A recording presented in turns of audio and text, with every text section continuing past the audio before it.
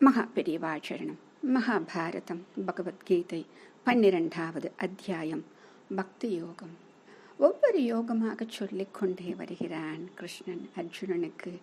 இப்பொழுதுதான் அர்ஜுனனுக்கு புரிகிறது பக்தி என்பது எவ்வளவு சிறந்தது, எவ்வளவு எளிதானது, எவ்வளவு உயர்ந்தது என்று. ஏனென்றால் பக்தி யோகத்தில் அப்படின்னு நான் சொல்லும் பொழுது நிறைய பேருக்கு இதை இத்தனை நாட்கள் செய்தும் நமக்கு இன்னும் எந்த விஷயமும் சித்திக்கவில்லையே, அவனொருள் நமக்கு கிடைக்கவில்லையே என்று நம்ம நினைப்போம். அப்போ அப்படியெல்லாம் செய்தான் அதுபோல கடுமையாக நாம் தவங்கள் செய்ய வேண்டும், தானங்கள் செய்ய வேண்டும், மந்திர ஜபங்கள் செய்ய வேண்டும். அப்படி செய்தால்தான் அவனருள் சித்திக்கும் நம்ம நினைக்கிறோம் இல்லையா? அது தவறு அப்படின்னு சொல்லிட்டு அழகாக கிருஷ்ண பகவான் இதில் சொல்கிறாரு. இப்போ என்ன சொல்கிறாரு அர்ஜுனன் கிட்ட, சிலர் என்னுடைய உருவத்தை தொழுகின்றனர், வேறு சிலர் என்ன பண்ணுறாங்க அப்படின்னா ஆத்மாவை தியானிக்கின்றனர். இப்போ இதில் யார் யோகத்தை நன்கு அறிந்தவர் அப்படின்னு உனக்கு ஒரு சந்தேகம் இருக்கு இல்லையா அப்படின்னு சொன்னோன்னே, ஆமாம் கிருஷ்ணா, இந்த ஒரு சந்தேகம் எனக்கு இருந்து கொண்டே இருக்கிறது. இது சிறந்ததா அது சிறந்ததா, எவர் யோகத்தை நன்கு அறிந்தவர் அப்படின்னு சொல்லிட்டு. ஏன்னா நீ 2 வழிகளையும் சொல்லுகிறாய், பக்தி யோகம் என்று சொல்லுகிறாய், இப்படியெல்லாம் செய்ய வேண்டும் என்று சொல்லுகிறாய். அப்படி என்றால் எதை நாங்கள் செய்தால் அது சிறந்த யோகமாக இருக்கும் என்று அர்ஜுனன் நமக்காக கேட்கிறான். அப்ப அழகா கிருஷ்ணன் சொல்றாரு, எவருடைய மனம் எண்ணில் லயித்து இருக்கிறதோ. இப்போ பக்தி செய்யும் பொழுது இந்த லயிப்புத்தன்மை அப்படிங்கிறது ரொம்ப முக்கியமான ஒரு விஷயங்க. ஆடம்பரத்துக்காக செய்கிறது, நம்ம இது இருக்கு அது இருக்குன்னு எல்லார்கிட்ட பெருமையை காமிச்சுக்கிறதுக்கு, இதில் எனக்கு அது கிடைக்கும் அது கிடைக்கும் அப்படின்னு சொல்லிட்டு பிரார்த்தனைக்கு அப்படி நிறைய விஷயங்கள் நம்ம இன்னைக்கு இந்த பக்தியில் வச்சுட்டோம் இல்லையா? அது எதுவும் இல்லாமல் லயிக்க வேண்டும், அவனுக்குள் லயிக்க வேண்டும். நான் கடவுளிடம் பக்தி செய்கிறேன் என்றால் அவனுள் லயித்து விட்டேன், இதோ அவனுடைய குணங்களை கேட்டு அப்படியே கரைந்து போகிறேன், அவனுடைய விளையாட்டுக்களை அவனுடைய லீலைகளை கேட்கும் பொழுதெல்லாம் இதோ நானும் அங்கு இருந்தது போல் இருக்கிறேன் அப்படின்னு நமக்கு தோண வேண்டும். ஏனென்றால் ராமானுஜர் இருந்த காலத்தில் ஆண்டாளை பற்றி அவர் அந்த திருப்பாவை பாடும் பொழுது அப்படியே அதிலே கரைந்து அப்படியே மயங்கியே விழுந்து விடுவாராம். அந்த அளவுக்கு அந்த ஈர்ப்புத்தன்மை லயிப்புத்தன்மை இருக்குமாம் அவரிடம் அந்த பக்தி. அப்ப இந்த லயிப்புத்தன்மை அப்படிங்கிறது பக்திக்கு ரொம்ப முக்கியம். அப்ப யார் ஒருவர் முழு மனதோடு என்னை வழிபடுகிறார்களோ அவர்கள் யோகிகளாக மாறிவிடுகிறார்கள். அர்ஜுனா, நீ சொல்வது போல் தவங்கள் செய்ய வேண்டும், இப்படியெல்லாம் கடுமையாக உடலை வருத்த வேண்டும், அப்படிலாம் கிடையவே கிடையாது. இப்ப இந்த யோகியாக இருக்கக்கூடியவன் என்ன செய்கிறான் என்றால் சதா சர்வ காலமும் என்னையே எண்ணிக்கொண்டிருக்கிறான் முழு மனதோடு. அதுதான் இங்க ரொம்ப முக்கியம் அர்ஜுனா. ஏனென்றால் பக்தர்கள் வழிபடுகிறார்கள், ஆனால் பக்தி செய்யும் பொழுது முழு மனதோடு செய்கிறார்களா என்றால், நாம் பிரார்த்தனை வைக்கிறோமே கடவுள் நிறைவேற்றுவானா நிறைவேற்ற மாட்டானா, உடனே கிடைக்குமா கிடைக்காதா, இதற்கு காலதாமதமாகுமா அப்படின்னு நிறைய ஒரு கேள்விக்குறிக்கமா வச்சுக்கிட்டே போறாங்க. இது பக்தி கிடையாது. அப்ப இவர்கள் யோகிகளாக இருக்க முடியாது. ஆக இதையெல்லாம் நடக்கணும் அப்படின்னா புலன்களை வெல்ல வேண்டும். புலன்கள்னா எதை சொல்ற கிருஷ்ணா அப்படின்னு சொன்ன உடனே கிருஷ்ணர் சொல்றாரு, புலன்கள்னா என்ன? இந்த 5 புலன்கள் தான். கண், காது, மூக்கு, நாக்கு, மை, இதெல்லாம் நம்ம சொல்றோமே, இதையெல்லாம் வெல்ல வேண்டும். இதை வெல்ல வேண்டும் என்றால் எனக்கு புரியவில்லையே கிருஷ்ணா. ஒன்றுமில்லை அர்ஜுனா, இப்பொழுது மனதானது இங்கு அங்கும் அலைபாய்ந்தே கொண்டிருக்கிறது. அதை கட்டுப்படுத்த வேண்டும் என்றால் நாம் இழுத்து வைத்தால் இன்னும் வேகமாக திமிரிக் கொண்டு செல்லும். ஆக அதுவாக அப்படியே அதற்குள் அடங்கி செல்ல வேண்டும் என்றால் என்னுடைய கண்கள் இருக்கிறது இல்லையா, இந்த கண்களை என்ன பண்ண வேண்டும்? சதா சர்வ காலமும் அந்த பகவான் திருவடியை பார்ப்பதற்கு, அவனுடைய திருவுருவங்களை பார்ப்பதற்கு என்று பழக்க வேண்டும்.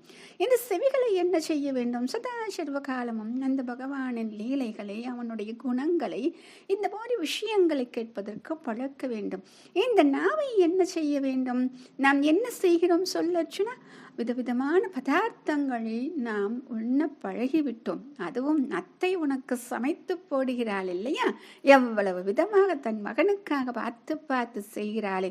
அப்படியெல்லாம் இருக்கும் பொழுது இந்த நாவை இன்னும் கொஞ்சம் கட்டுப்படுத்தி, இந்த நாய் எதற்காக கொடுக்கப்பட்டுள்ளது என்றால், அதோ அவனுடைய புகழை பேசுவதற்காக, சொல்வதற்காக, மற்றவர்களுக்கு எடுத்துரைப்பதற்காக.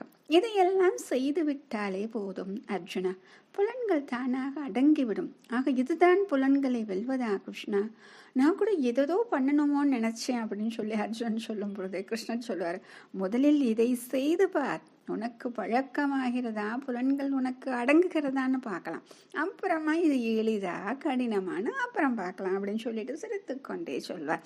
ஆக இப்படி செய்யும் பொழுது அசையாத மாறுபாடு இல்லாத பிரம்ம ரூபத்தை அவன் தியானிக்க ஆரம்பிப்பான். அப்படி தியானிக்கும் பொழுது அவன் என்னை அடைந்து விடுகிறான். ஆக தான் இந்த உடல் என்று கருதுபவனுக்கு இது சாத்தியம் கிடையாது. அப்ப நம்ம என்ன நினைக்கணும்? நாம் அனைவரும் ஆத்மா. இந்த சரீரம் இந்த பிறவியில் நமக்கு கொடுக்கப்பட்டுள்ளது, அவ்வளவுதான். இதை வைத்துக்கொண்டே எனக்கு இத்தனை வருகிறதே என்று நாம் யோசிக்க வேண்டியதே கிடையாது. இந்த ஆத்மாவுக்கு இந்த பிறவியில் இந்த துன்பங்கள், இந்த சந்தோஷங்கள் எல்லாமே இருக்கு. அடுத்த பிறவியில் என்ன நடக்கும் என்று யாருக்கும் தெரியாது. ஆனால் அதை நாம் தீர்மானிக்க முடியும். எப்படி? நம்முடைய செயல்கள் மூலமாக.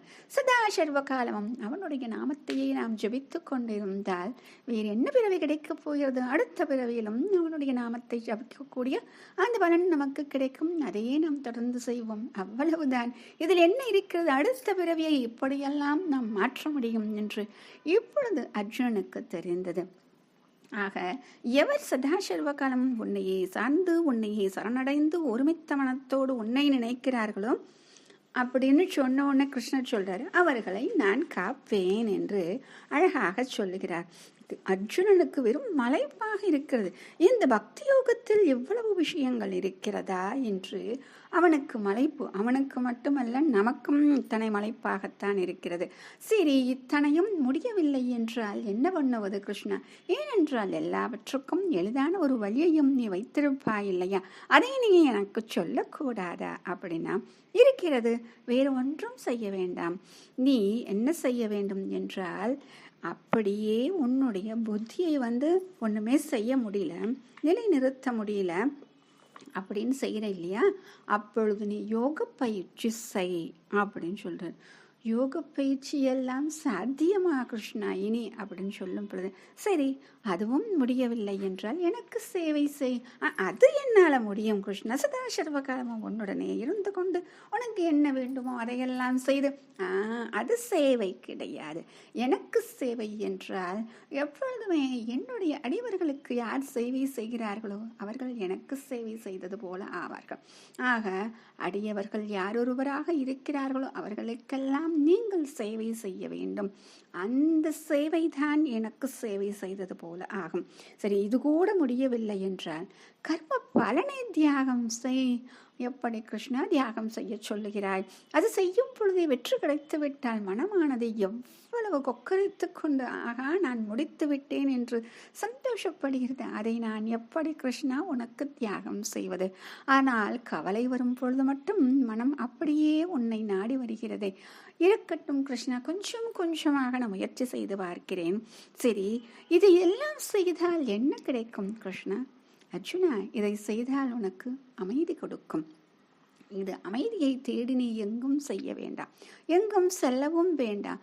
இதை செய்தாலே போதும், உன்னுடைய மனதில் அப்படி ஒரு நிச்சலமான ஒரு அமைதி, நிசப்தமான அமைதி, இதையெல்லாம் தாண்டி மகா அமைதி கிடைக்கும். அந்த அமைதியில் நமக்கு சொல்ல முடியாத ஒரு ஆனந்தம் பிறக்கும். அந்த அமைதி தான் நமக்கு வேண்டும். ஆக இப்பொழுது உனக்கு புரிகிறதா நீ எப்படி இருக்க வேண்டும் என்று? யாரிடமும் வெறுப்பில்லாத, கருணையுள்ள, பெருமிதமும் பற்றும் இல்லாத, சம மனம் கொண்டவனாக, மன்னிக்கும் குணமுடையவனாக இருந்து விட்டால் அவன் எப்படி இருப்பான்? என்ன கிருஷ்ணா, அவன் உனக்கு பிரியமானவனாக இருப்பான். இதைத்தானே நீ சொல்லப் போகிறாய். எப்பொழுதும் திருப்தியோடும் புலன்களை வென்றவனாகவும் தன் மனதை என்னிடம் சரணாகதி செய்தவனாகவும் இருப்பவன் எனக்கு பிரியமானவன் அர்ஜுனா. ஆக எத்தனை நாள் நான் தான் உனக்கு பிரியமானவன் என்று நினைத்து எவ்வளவு முட்டாள்தனமாக இருந்து விட்டேன் கிருஷ்ணா. இப்பொழுது புரிகிறது உனக்கு பிரியமானவர்கள் யார் என்று. எவரொரிடத்திலும் வெறுப்பு இருக்கக்கூடாது, பொறாமை, பயம், சஞ்சலம், இதில் யாருமே அதிலிருந்து விடுபட்டவராக இருந்து விட்டார் அவர்கள் உனக்கு பிரியமானவர்களாக இருக்கிறார்கள். அடுத்தது நீ என்ன சொன்னாய் கிருஷ்ணா? எதையும் எதிர்பார்க்காமல் சமநோக்கோடு இருக்க வேண்டும். முக்கியமாக கவலை என்று இருக்க வேண்டும். அதை விட முக்கியமாக நான் தான் கர்த்தா அப்படின்னு சொல்லி பாவனையோடு இருக்கக்கூடாது. எப்படி இப்பொழுது நான் அப்படியே குழம்பி கிடக்கிறேனே, இதுபோல் ஒரு நிலைமை யாருக்கும் வந்துவிடக்கூடாது கிருஷ்ணா. சரியான சமயத்தில் நீ இப்பொழுது எனக்கு இந்த யோகத்தை சொல்லிவிட்டாய். இனியாவது என்னுடைய மனம் சஞ்சலம் அடையாமல் இந்த யுத்தத்தை நான் தான் செய்கிறேன் என்று கருதாமல் அந்த மனத்தை விட்டு உன்னுடைய இந்த யோகத்தை, இந்த பக்தி யோகத்தில் நிலைப்பாடு கொண்டு செய்வதற்கு நீதான் எனக்கு கொஞ்சம் அருள வேண்டும். இரு அர்ஜுனா, இன்னும் கொஞ்சம் இருக்கிறது. இருமையில் இருந்து விடுபட்டவன், என்னுடைய பக்தனாக இருக்கக்கூடியவன், எனக்கு பிரியமானவன். சரி, பாரபட்சமில்லாமல் மான அவமானத்தில் பாதிப்பின்றி வற்றின்றி மௌனியாக மகிழ்ச்சியோடு திருப்தியோடு இருப்பவன், எனக்கு பிரியமானவன். புரிகிறதா அர்ஜுனா என்ன சொன்னேன்? அவமானத்தில் பாதிப்பின்றி பற்றின்றி மௌனியாக, அப்படி மட்டும் கிடையாது. இப்போ உனக்கு கூடத்தான் அவமானம் வந்தது, இதையெல்லாம் செய்துவிட்டு நீ சந்தோஷமாக இல்லவில்லை என்றால் அது பிரயோஜனம் கிடையாது. அப்படி இருந்தாலும் மகிழ்ச்சியோடும் திருப்தியோடும் இருக்க வேண்டும். அவன்தான் எனக்கு பிரியமானவன்.